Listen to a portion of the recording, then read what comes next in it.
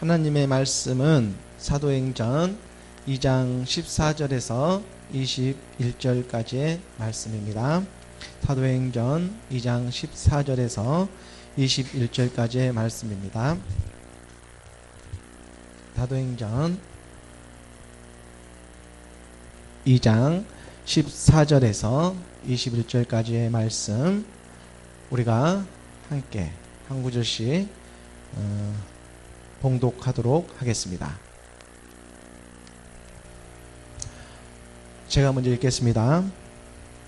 베드로가 11 사도와 같이 서서 소리를 높여 가로되 유대인들과 예루살렘에 사는 모든 사람들이 이 일을 너희로 알게 할 것이니 내 말에 귀를 기울이라. 때가 제3신이 너희 생각과 같이 이 사람들이 취한 것이 아니라 이는 곧 선지자 요엘로 말씀하신 것이니 일렀으되 하나님이 가라사대 말세에 내가 내 영으로 모든 육체에게 부어주리니 너희의 자녀들은 애언할 것이요 너희의 젊은이들은 환상을 보고 너희의 늙은이들은 꿈을 꾸리라. 그때에 내가 내 영으로 내 남종과 여종들에게 부어주리니 저희가 애언할 것이요 또 내가 위로 하늘에서는 기사와 아래로 땅에서는 징조를 베풀리니 곧 피와 불과 연기로다. 주의 크고 영화로운 날이 이르기 전에 해가 변하여 어두워지고 달이 변하여 피가 되리라. 누구든지 주의 이름을 부르는 자는 구원을 얻으리라 하였느니라. 아멘. 잠깐 기도하고 말씀을 함께 살펴보도록 하겠습니다. 할렐루야. 하나님 아버지 감사합니다. 오늘 거룩한 주일을 맞이하여 예배 가운데 불러주시니 얼마나 감사한지요. 오늘 하나님의 말씀에 떡을 뗄 때 아버지의 영으로 말씀을 전하게 하여 주시옵고 함께하는 모든 이들에게 성령으로 임하사 진리로 인도하여 주시옵소서. 감사하옵고 우리를 죄에서 구원하신 우리 주 예수 그리스도의 이름으로 기도합니다. 아멘. 오늘은 성령 강림 주일입니다. 약 2000년 전 이맘때 성령이 이 땅에 오셨습니다. 그리고 택하신 모든 백성들에게 하나님의 약속을 성취하게 하신 뜻깊은 날입니다. 오늘 바람처럼 불처럼 하나님의 영이 이곳 가득히 함께하기를 소원합니다. 성령은 바람처럼 충만합니다. 그리스도의 영은 불처럼 우리 각 사람에게 임하십니다. 그런데 이맘때면 아이러니하게 석가탄신일이 같이 끼어 있다는 것입니다. 내일은 부처님 오신 날이라고 얼마나 길이 막힌지 모릅니다. 많은 사람들이 연등을 달아놓고 놀러 갈 준비를 하고 있지 않습니까? 성령이 오시는 이날에 마치 하나님께서는 우리로 하여금 경계 삼으라고 가르쳐주고 계시는 듯합니다. 이럴 때일수록 더욱 진리 앞에 나아가야 하겠습니다. 그리스도와 적 그리스도는 한 글자 차이입니다. 하지만 그 결과는 정반대가 됩니다. 많은 사람들이 진리를 제대로 만나지 못하고 그저 과거의 습관처럼 종교 행사를 하고 있는 것입니다. 저도 예수님을 영접하기 전에는 어떠한 특별한 이유 없이 무속적인 또는 사머니즘적인 신앙으로 저를 찾았던 적이 있습니다. 그리고 그곳에서 세상의 복을 빌곤 하였습니다. 절만 찾아갑니까? 저를 찾는 사람은 무당도 찾아가게 되어 있습니다. 죽은 사람에게 의지하고 귀신에게 빌었던 것입니다. 우리가 어둠에 있을 때에는 귀신의 힘이라도 빌려서 자기의 문제를 해결하고 삶을 편하고 윤택하게 살아가고픈 그런 마음이 있습니다. 하지만 그것은 우리의 거짓 자야임을 알아야 합니다. 그 거짓 자아인 정욕에 사로잡힌 것입니다. 에베소서 5장 5절 말씀입니다. 에베소서 5장 5절 말씀을 함께 우리가 봉독하겠습니다. 에베소서 5장 5절 말씀 시작. 너희도 이것을 정령이 알거니와 음행하는 자나 더러운 자나 탐하는 자 곧 우생 숭배하는 다 그리스도와 하나님 나라에서 기업을 얻지 못하리니. 지금 생각하면 아찔한데 많은 사람들이 유혹에 빠져 있다는 것입니다. 참으로 안타까운 일이 아닐 수 없습니다. 회개하고 복음을 믿어야 합니다. 마가복음 1장 15절에 우리 주님이 말씀하지 않습니까? 마가복음 1장 15절 말씀에 이르시되 때가 찼고 하나님의 나라가 가까이 왔으니 회개하고 복음을 믿으라 하시더라. 기독교와 불교의 그 차이점은 예수는 그리스도, 복음의 메시지입니다. 복음의 메시지가 있느냐 없느냐 하는 것입니다. 기독교는 예수님의 부활을 믿고 하나님의 말씀을 믿음으로 순종하는 복음의 신앙입니다.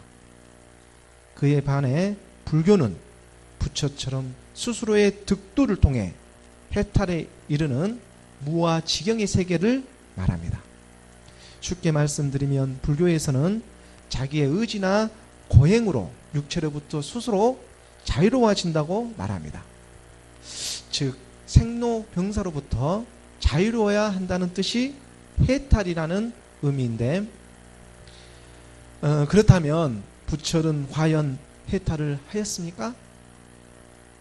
자료에 보면 부처는 80세 때에 음식을 잘못 먹어서 식중독으로 죽게 됩니다. 그 죽게 될 때 한 제자가 부처에게 물어보았답니다. 세존이시여, 어떻게 하여야 우리가 구원을 얻겠습니까? 하고 물으니까 석가가 대답하기를 나도 내 구원을 이루지 못하였다. 너희가 내 가르침에 정진하여 스스로 구원을 얻으라 고 했다고 합니다. 결국 불교가 깨달은 것은 무였다는 것입니다. 없는 것을 향해서 가는 종교가 바로 불교인 것입니다. 이 세상 것을 구하다가 결국 죽으면 끝난다는 것입니다. 부처는 무덤이 있지만 예수님은 무덤이 없습니다. 우리나라의 유명한 성철 스님도 그 많은 수행 끝에 얻은 말씀이 결국 무엇입니까? 산은 산이요 물은 물이로다 말하지 않습니까? 몇십 년 동안 부처가 가르쳐준 그 말씀대로 정진하였더니 깨달은 것이 그 전부터 있었던 산과 그 전부터 있었던 물이라는 것입니다. 그때 가면 하나님이 창조하신 것을 발견한 것뿐입니다. 부처와 성철 스님 같은 사람은 그래도 그런 면에서 오히려 솔직하다고 할 수 있습니다. 그런데 문제는 뒤에 남아있는 사람들입니다. 꼭 이러한 것이 어떤 교리나 철학을 만들어서 교묘하게 사람들을 미혹하는 것입니다. 마치 뭔가 심오한 게 더 있는 것처럼 속인다는 것입니다. 뭔가 있긴 뭐가 있습니까? 아무것도 없습니다. 진리를 만나지 못하면 결국 아무것도 발견하지 못하고 죽음에 이르게 됩니다. 어떤 사람이 스님과 함께 산에 올랐을 때 일입니다. 여러 가지 법도에 대해서 스님과 함께 얘기하며 산에 오르는데 큰 글씨 하나를 발견하고 스님이 큰 목소리로 이렇게 읽었다고 합니다. 신조불산이라. 신조불산. 같이 동행하던 사람이 뭔가 심오한 뜻이 있으리라 이렇게 생각하고 속으로 묵상하고 함께 걸어가고 있는데 적혀져 있는 글씨를 자세히 보니까 신조불산, 거꾸로 하면 산불조심. 아니 스님이 글자를 거꾸로 입고 있는 것입니다. 물론 봄철이라 산불 조심은 하여야 합니다. 웃음의 소리이지만 오늘날 어리석은 우리의 모습을 보는 것 같아서 조금은 허무해지기도 합니다. 무엇보다도 우리는 진리를 만나야 합니다. 요한복음 8장 32절 말씀입니다. 요한복음 8장 32절 말씀에 진리를 알지니 진리가 너희를 자유롭게 하리라. 부처는 진리가 아닙니다. 진리이신 예수 그리스도를 만나야 합니다. 우리를 자유롭게 하는 것은 자기의 의지로 해서 얻어지는 것이 아닙니다. 열심히 수행해서 불교의 무의 세계를 깨닫는 것은 더더욱 아닙니다. 부활이요 생명이요 진리이신 그리스도를 만나야 합니다. 그분을 말씀으로 만나야 합니다. 석가는 죽어 무덤으로 들어갔지만 예수님은 십자가에 죽으시고 주와 그리스도가 되셨습니다. 부처는 자기 한번 살아보겠다고 고행의 길을 걸어갔지만 예수님은 인류 구원을 위해 십자가에 몸을 드렸습니다. 비교할 것을 비교하여야 합니다. 기독교 신앙은 불교와 같은 종교가 아닙니다. 죽어서 극락왕생하는 그런 종교가 아니라는 사실입니다. 예수 그리스도를 믿는 것은 삶 그 자체입니다. 우리의 생명 그 자체인 것입니다. 그러므로 구원은 죽어서 받는 것이 아니라 우리의 구원은 살아있을 때 받는 것입니다. 요한복음 11장 25절 26절 말씀입니다. 요한복음 11장 25절 26절 말씀에 예수께서 이르시되 나는 부활이요 생명이니 나를 믿는 자는 죽어도 살겠고 무릇 살아서 나를 믿는 자는 영원히 죽지 아니하리니 이것을 내가 믿느냐? 부처는 죽었을지 몰라도 우리는 죽지 않습니다. 하나님의 아들을 믿는 사람들이 어떻게 죽을 수 있습니까? 그럴 수 없습니다. 그것은 마치 우리를 하나님의 사랑에서 떼어내는 것과 마찬가지입니다. 우리의 육체는 썩어져 뭉들어질지언정 우리의 영은 날마다 하나님 앞으로 새롭게 나아가는 것입니다. 요한복음 11장 말씀은 죽은 나사로가 다시 살아나리라 하고 말씀하시는 예수님에게 마르다가 마지막 날 부활 때나 그러한 일이 있을 줄 제가 믿나이다 하고 말씀하는 대목입니다. 요한복음 11장 24절에 보면 6절에 보면 마르다가 이르되 마지막 날 부활 때는 다시 살아날 줄 내가 아나이다. 마지막 부활 때 다시 살아난다고 알고 있는 마르다의 믿음 또한 결코 작은 것은 아니었습니다. 하지만 예수님께서는 지금 살아난다고 말씀하고 계시는 것입니다. 나는 부활이요 생명이니 나를 믿는 자는 죽어도 살겠고 마르다에게 말하고 있습니다. 믿는 우리에게도 지금 말씀하고 계십니다. 나를 믿는 자는 죽어도 산다고. 죽어야 사는 것입니다. 예수님께서 부활이요 생명이심을 믿는 자, 그런 사람에게는 반드시 죽어도 사는 것이 있습니다. 그것이 무엇입니까? 그것은 다름 아닌 우리의 옛사람, 사망의 몸, 죄의 몸을 십자가에 못 박는 것입니다.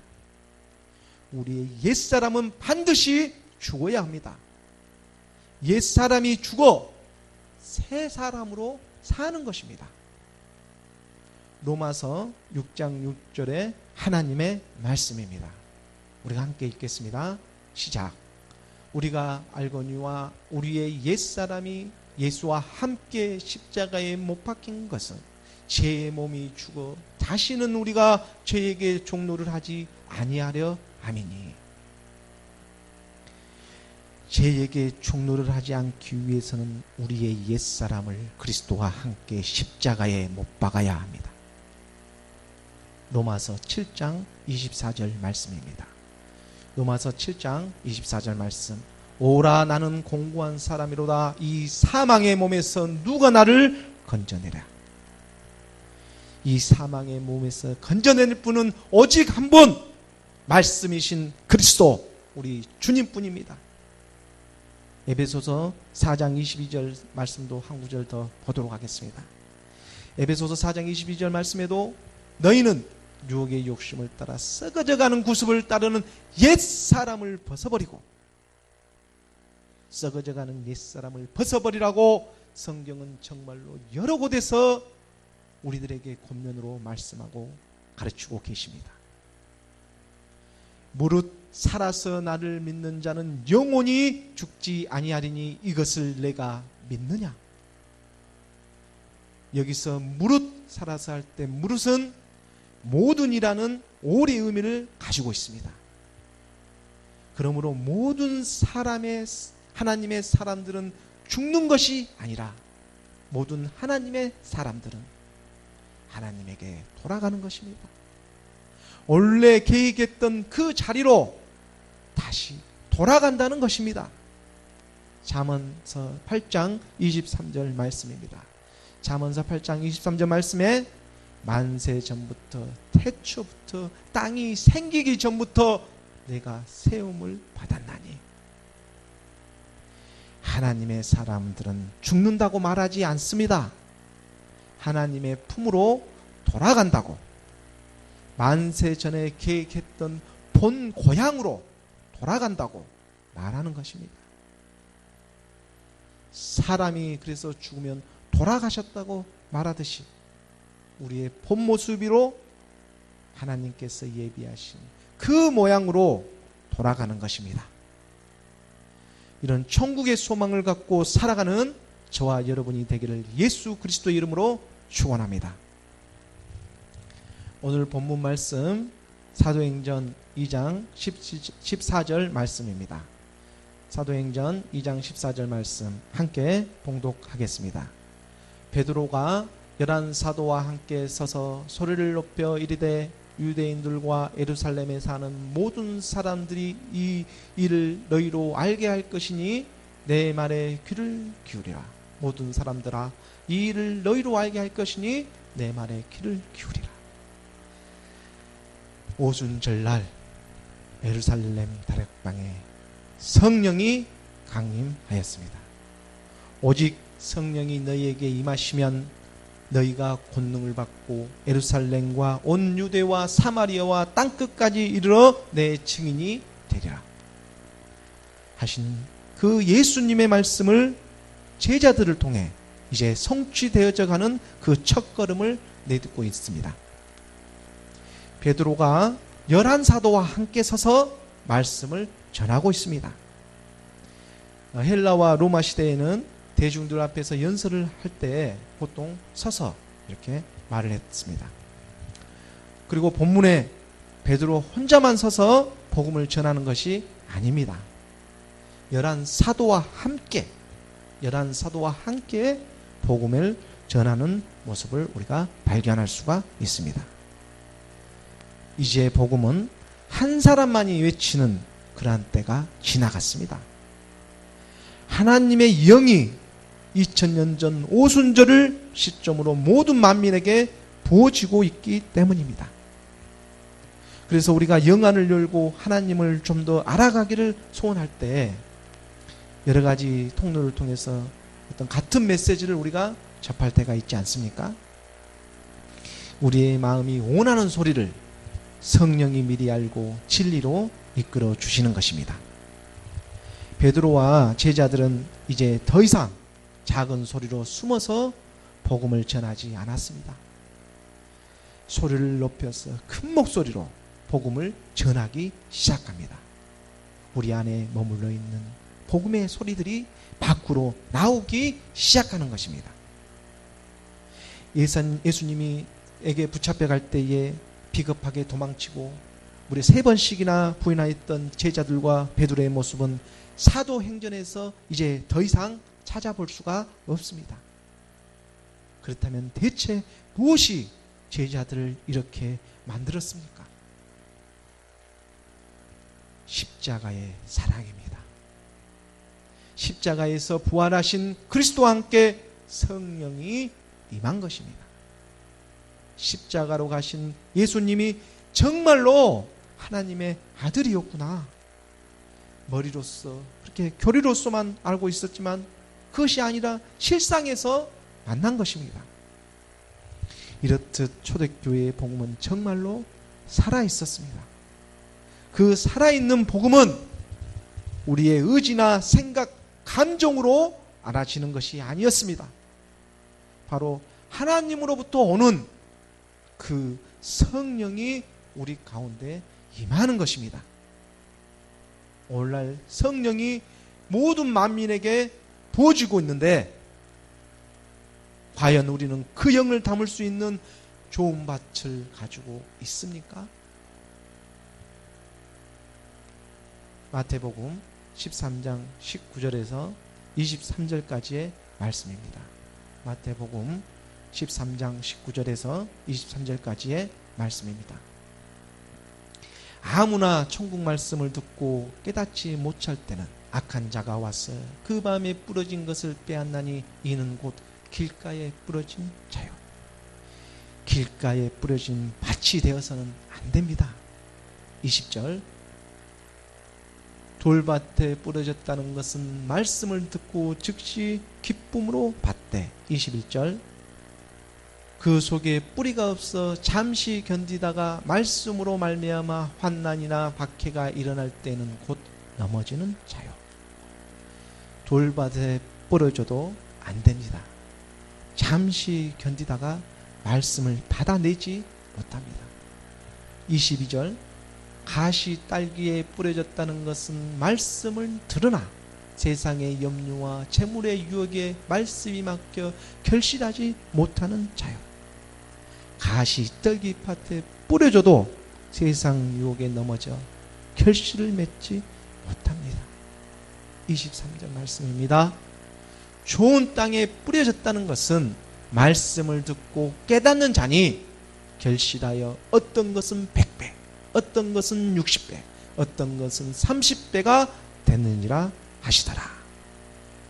좋은 땅에 좋은 밭에 뿌려져야 합니다. 좋은 땅, 좋은 밭이 무엇입니까? 바로 심령이 가난한 자에게 떨어져야 한다는 것입니다. 심령이 가난한 자는 복이 있나니 천국이 너의 것임이니라. 이사야서 61장 1절 말씀을 우리가 함께 보도록 하겠습니다. 이사야서 61장 1절 말씀에 우리가 이사야서 61장 1절 말씀을 함께 큰 목소리로 봉독하겠습니다. 시작. 주 여호와의 영이 내게 내리셨으니 이는 여호와께서 내게 기름을 부으사 가난한 자에게 아름다운 소식을 전하게 하려 하심이라.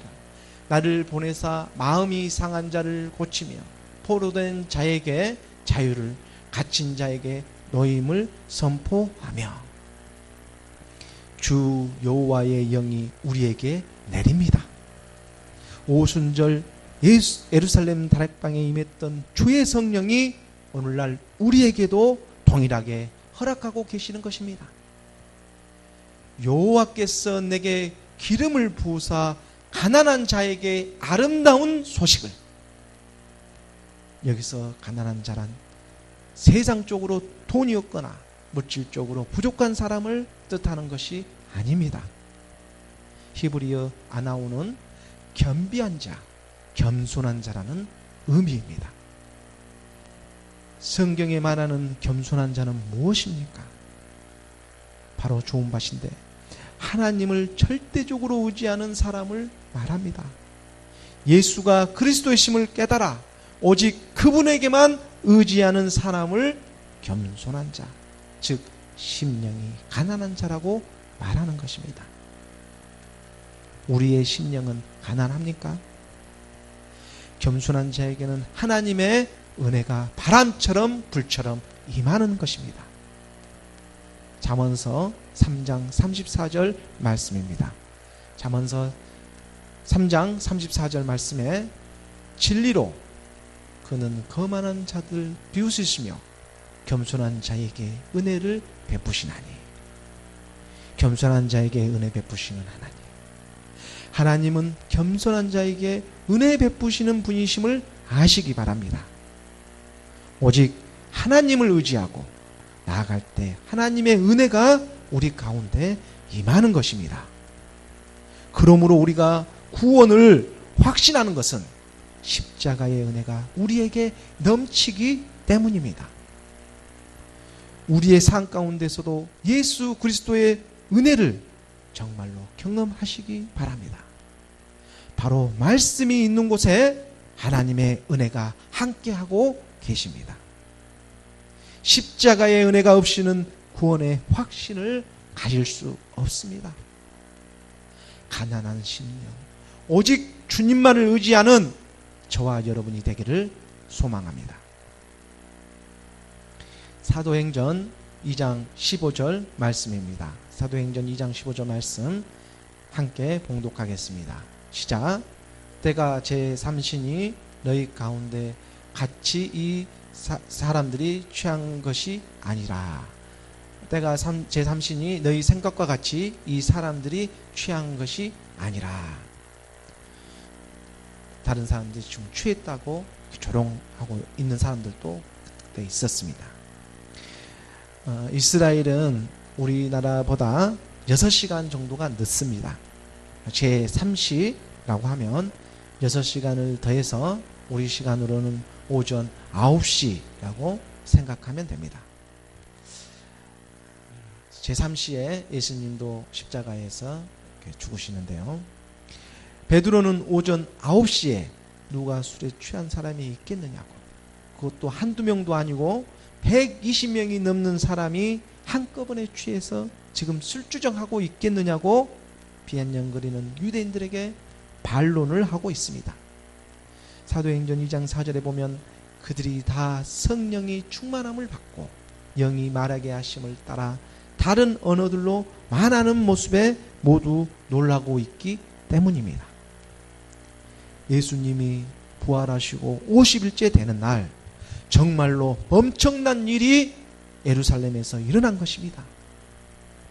예를 들어서 이런 것입니다. 로마에 있는 바티칸 시티 교황청 앞에서 큰 미사가 지금 열리고 있습니다. 그런데 그곳 한복판에 시골에서 갓 올라온 사람들이 한 120명 정도 모여 있는데 갑자기 하늘로부터 바람처럼 불처럼 하나님의 영이 임해서 그 시골 사람들로 하여금 샤방샤방하며 세계 각국 언어로 하나님의 큰 일을 지금 말하고 있다고 생각해 보십시오. 모두 놀라지 않겠습니까? 지금 바티칸 시티 로마 교황청 앞에서 한 120명 사람이 하나님의 영이 임하자 샤방샤방 막 하나님의 큰 일을 그것도 말씀을 하고 있는 거예요. 거기에 모여있는 사람들이 다 놀랍니다. 이게 대체 무슨 일이냐. 어떤 사람은 술 취했다고 조롱까지 하는 것입니다. 그런데 그것을 보고 듣고도 믿지 않는 사람이 있다는 것입니다. 아니 오히려 그것을 숨기려 합니다. 대체 무슨 바지입니까? 마태복음에서 말하는 결코 좋은 밭이 아닙니다. 마태복음 13장 15절 말씀입니다.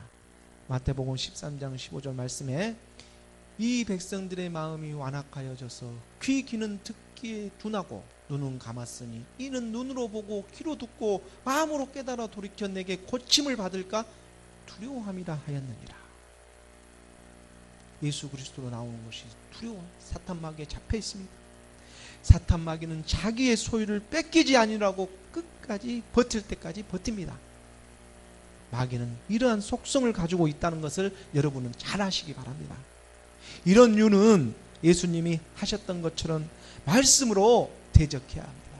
사탄아 물러가라. 나는 예수가 하나님의 아들 그리스도 임심을 믿는 하나님의 사람이다.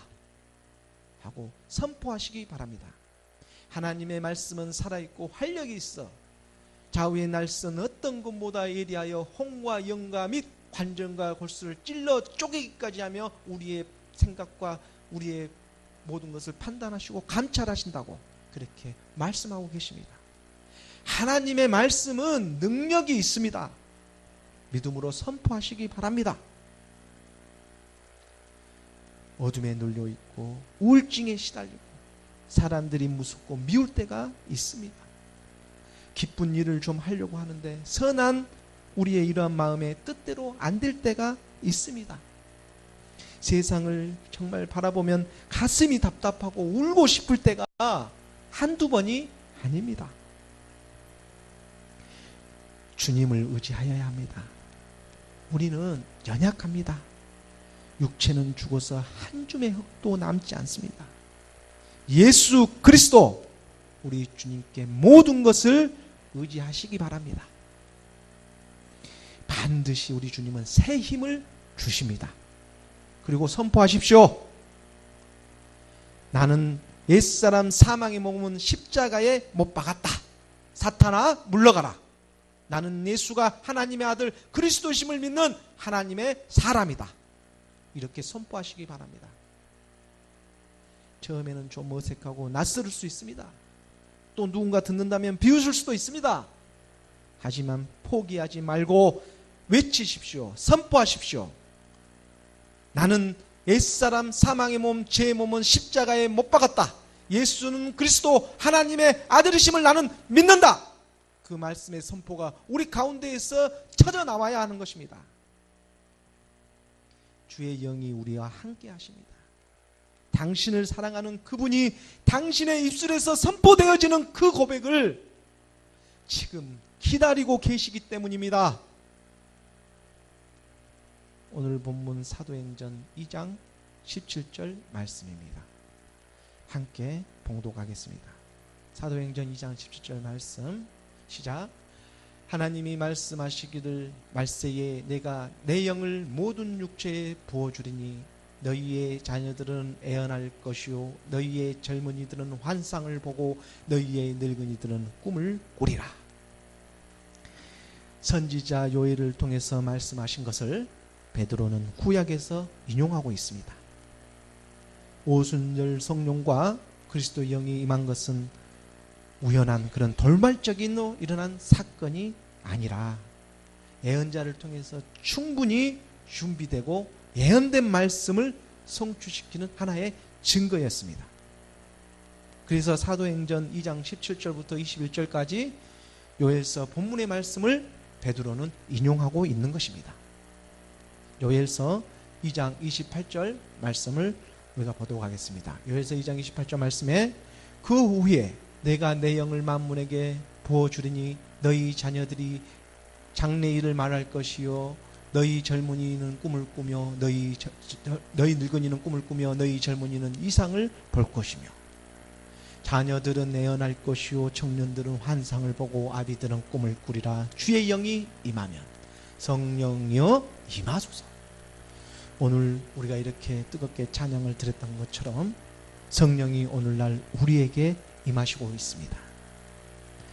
마지막 때가 가까우면 가까울수록 이 복음이 드러나고 하나님의 영이 온 세상 가득히 임하십니다. 오늘날 세계 거의 모든 족속에게 복음이 전해지고 있지 않습니까? 우리나라만 해도 3만 명에 가까운 선교사들이 세계 곳곳에서 복음을 전하고 있습니다. 모든 만민에게 복음을 전파하라 하신 그 성경의 말씀이 오늘 실상에서 성취되고 있음을 우리는 부인할 수 없는 것입니다. 자녀들은 애언할 것이요. 과거 구약의 많은 선지자들은 하나님의 영이 임하여 애언을 하였습니다. 또 우리 주님이 육신의 몸을 입고 이 땅에 오셨을 때는 그런 많은 환상을 우리가 눈으로 직접 목격하였습니다. 그리고 마지막 때가 임하여 늙은이들은 꿈을 꿉니다. 늙은이들이 꿈을 꾼다는 것이 무엇입니까? 꿈은 잠을 자야 합니다. 창세기에 보면 야곱이 베델에서 꿈을 꾸는 장면이 나옵니다. 야곱이 형에게 앞서 이삭으로부터 축복을 받게 되는데 이것을 안 에서는 야곱을 죽이려 하고 야곱은 이런 형을 피해 삼촌 라반의 집으로 도망가는 그런 도망자 신세가 됩니다. 가까운 거리도 아니고 또한 적은 나이도 아니었던 그 야곱은 안주했던 일상의 모든 것을 내려놓고 삶에서 툭툭 털고 일어나야만 했습니다. 그리고 도망가야 했습니다. 이삭으로부터 축복은 받았지만 막막한 인생 속에서 살 길을 찾아야만 했던 것입니다. 그런 야곱이 모든 것을 내려놓고 가던 그 밤에 꿈을 꿉니다. 창세기 28장 12절 13절 말씀입니다. 창세기 28장 12절 13절 말씀에 꿈에 본즉 사닥다리가 땅 위에 서 있는데 그 꼭대기가 하늘에 닿았고 또 본즉 하나님의 사자들이 그 위에 오르락 내리락 하고 또 본즉 여호와께서 그 위에 서서 이르시되 나는 여호와이니 너의 조부 아브라함의 하나님이요 이삭의 하나님이라 내가 누워있는 땅을 내가 너와 내 자손에게 주리니. 할렐루야.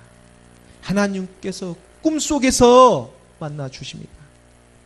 이삭에게 그 많은 축복을 받았음에도 불구하고 도망자 신세가 된 야곱이 때론 얼마나 하나님을 원망했겠습니까? 사실 하나님께 원망하는 것도 하나님을 알고 있기 때문에 가능하다는 사실입니다.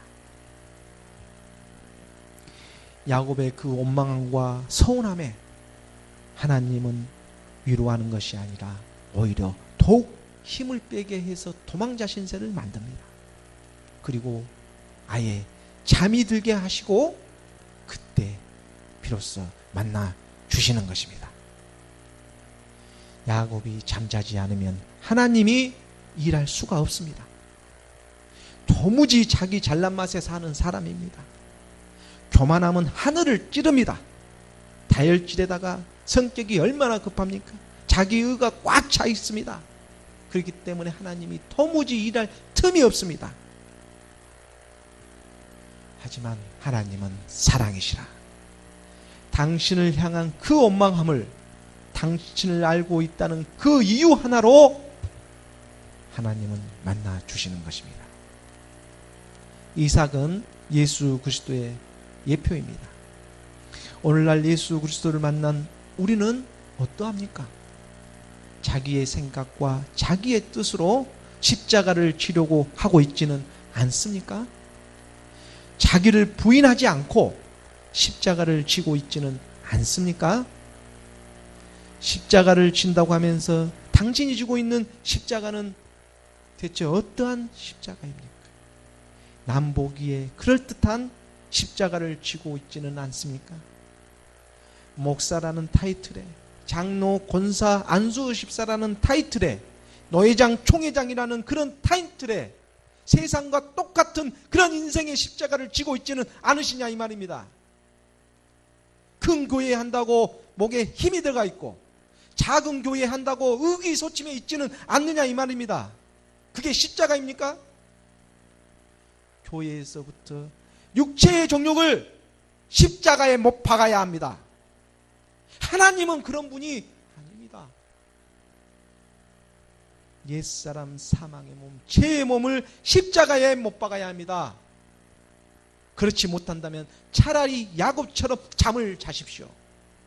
잠을 자야 하나님께서 일하시지 않겠습니까? 하나님은 하나님의 사람들에게 반드시 약속하고 계십니다. 창세기 28장 15절 16절 말씀입니다. 창세기 28장 15절 16절 말씀. 내가 너와 함께 있어 내가 어디로 가든지 너를 지키며 너를 이끌어 이 땅으로 돌아오게 할지라. 내가 내게 허락한 것을 다 이루기까지 너를 떠나지 아니하리라 하신지라. 야곱이 잠이 깨어 이르되 여호와께서 과연 여기 계시거늘 내가 알지 못하였도다. 하나님이 함께하고 계심을 야곱은 잠이 깨서야 알 수 있었습니다. 두려워하십시오. 하나님은 항상 우리와 함께 계십니다. 해와 달이 함께 있는 것처럼 그날에는 회전하는 그림자가 없게 되는 것입니다. 사도행전 2장 18절 말씀입니다. 사도행전 2장 18절 말씀 우리가 함께 봉독하겠습니다. 시작. 그때에 내가 내 영을 내 남종과 여종들에게 부어주리니 그들이 애언할 것이요. 그때에 내가 내 영을 내 남종과 여종들에게 부어주리니, 남종과 여종. 종은 자기 생각과 자기 뜻대로 하는 사람을 뜻하지 않습니다. 잠을 자듯이 자기 의지가 종은 없습니다. 다만 하나님의 말씀이 우리 가운데 임하여 그 말씀이 우리를 데리고 가는 것입니다. 세상의 종이 아니라 하나님의 종이 되어 하나님을 의지하는 사람에게 말씀의 능력이, 애언의 능력이 나타난다고 가르쳐주고 있는 것입니다. 태초에 말씀이 계시니라. 이 말씀이 하나님과 함께 계셨으니 이 말씀은 곧 하나님이시라. 날마다 말씀을 상고하는 저와 여러분이 되기를 예수 그리스도 이름으로 소망합니다. 오늘 본문 말씀 2장 19절 20절 말씀입니다. 19절 20절 말씀 함께 봉독하겠습니다. 시작. 또 내가 위로 하늘에서는 기사를, 아래의 땅에서는 징조를 베풀리니 곧 피와 불과 연기로다. 주의 크고 영화운 날이 이르기 전에 해가 변하여 어두워지고 달이 변하여 피가 되리라. 위로 하늘에서는 기사를, 아래로 땅에서는 징조를, 그리고 피와 불과 연기로다. 마지막 때의 모습을 상징적으로 나타내고 있습니다. 베드로는 요엘 선지자의 본문을 인용하면서 복음의 다급함을 나타내고 있는 것입니다. 예수가 하나님의 아들 그리스도라는 사실을 실제적으로 목격하고 모든 성경의 말씀이 정말로 성취되리라는 그런 확신을 갖게 된 것입니다. 요엘 선지자가 예언했던 이런 일이 멀지 않아 일어날 것이라고 오늘 말씀을 듣는 자들에게 베드로 사도는 말씀으로 가르쳐주고 있는 것입니다. 주의 크고 영화로운 날이 이르기 전에 해가 변하여 어두워지고 달이 변하여 피가 되리라. 얼마나 끔찍한 일이 이 세상에 일어납니까? 해가 변하고 달이 변한다면 이 세상은 더 이상 존재 가치가 없게 되는 것입니다. 오늘 말씀은 정말로 이 말씀을 하나님이 우리에게 성령 오신 이날 우리에게 말씀으로 가르쳐주고 계시는 것입니다. 사도행전 2장 21절 말씀입니다. 함께 큰 목소리로 봉독하겠습니다. 시작. 누구든지 주의 이름을 부르는 자는 구원을 받으리라 하였느니라. 그러므로 누구든지 주의 이름을 부르는 자는 구원을 받으리라. 누구든지. 할렐루야. 문을 열어 주셨습니다. 구원의 문은 제한되어 있는 것이 아닙니다. 이 세상 만물에 하나님께서 신성을 보여주셨던 것처럼 하나님의 성령은 이 성령의 단비처럼 모든 사람에게 동일하게 내려주고 계시는 것입니다. 하지만 예수의 이름은 아는데 주의 이름을 모르는 것입니다. 무슨 이 말입니까? 그 당시 이스라엘은 예수라는 이름은 정말 흔한 이름 중에 하나였습니다. 그 많은 이름 중에 하나를 우리가 믿는 것입니까? 우리가 믿는 예수님은 어떤 예수님인지 분명히 우리 가운데 그 내용물이 있어야 한다는 것입니다. 오늘날 예수는 알아도 주님의 이름을 알고 부르는 사람은 많지 않다는 것입니다. 예수에만 머물러 있을 뿐 십자가로 가신 그 주님의 이름을 모르고 있는 것입니다. 아니 어쩌면 모른 척하고 있을 수 있습니다. 사도행전 2장 36절 말씀에 그런즉 이스라엘 온 집은 확실히 알지니 너희가 십자가에 못 박은 이 예수를 하나님이 주와 그리스도가 되게 하셨느니라 하더라. 우리가 십자가에 못 박은 이 예수를 하나님이 주와 그리스도가 되게 하셨습니다. 하나님의 품 안에 있던 말씀이 육신이 되어 이 땅에 오셨습니다. 하나님의 아들이지만 우리와 똑같은 그런 인간의 모습으로 이 땅에 오신 것입니다. 부처처럼 수행해서 무언가를 깨닫기 위해 이 세상에 온 것이 아닙니다. 만세전에 택하신 자기 백성을 죄에서 구원하시기 위해서 오셨다는 것을 우리는 분명히 알아야 합니다. 고린도후서 11장 4절 말씀에 만일 누가 가서 우리가 전파하지 아니한 다른 예수를 전파하거나 혹은 너희가 받지 아니한 다른 영을 받게 하거나 혹은 너희가 받지 아니한 다른 복음을 받게 할 때는 너희가 잘 용납하는 십자가로 가지 않는 다른 예수, 다른 영을 믿어서는 안 됩니다. 그것은 불처일 수도 있고 마음의 뜻일 수도 있고 알라일 수도 있을 수도 있고 신천지 이만희일 수도 있습니다. 아니 어쩌면 믿고 있는 우리 안에도 그 시작점을 잘못 잡고 있을 수가 있습니다. 예수님 안에 있는 생명 그리스도 십자가로 가신 그분을 만나야 합니다. 오순절날 성령이 강림한 것은 우리를 진리 가운데로 인도하시기 위해서 오신 것입니다. 진리를 만나서 생명을 얻으라고 그러려고 이 세상에 온 것이지 세상의 복을 주기 위해서 오신 것이 아닙니다. 요한복음 16장 13절 말씀입니다. 요한복음 16장 13절 말씀에 그러나 진리의 성령이 오시면 그가 너희를 모든 진리 가운데로 인도하시리니 그가 스스로 말하지 않고 오직 들은 것을 말하며 장래 일에 너희를 알리시리라. 세상의 참 복이 무엇입니까? 우리가 예수 그리스도를 만나 구원을 받는 것이 이 세상에서의 참 복입니다. 다른 거짓 복에 속지 마십시오. 오순절 성령이 우리에게 임하셔서 세 가지 일에 대해서 책망하십니다. 요한복음 16장 8절에서 11절까지의 말씀을 우리가 상고해 보도록 하겠습니다. 요한복음 16장 8절에서 11절 말씀.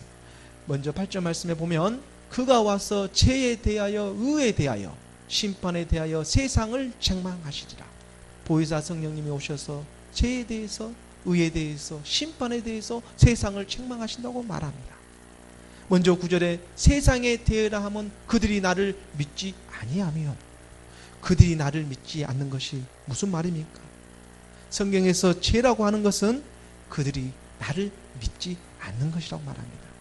바로 그들이 예수가 그리스도이심을 믿지 않는 것이, 이것이 우리의 본질상 죄라는 것입니다.